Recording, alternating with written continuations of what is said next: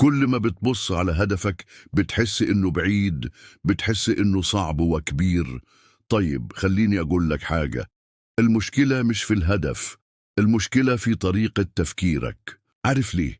لأننا دايما بنشوف الهدف كجبل عالي قدامنا، بنركز على قمته البعيدة وبننسى إن الطريق بيبدأ بخطوة صغيرة. كل ما بتبص على هدفك بتحس إنه بعيد، بتحس إنه صعب وكبير.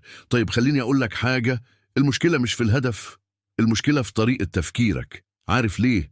لأننا دايما بنشوف الهدف كجبل عالي قدامنا، بنركز على قمته البعيدة وبننسى إن الطريق بيبدأ بخطوة صغيرة. الحل: قسم هدفك لأجزاء صغيرة.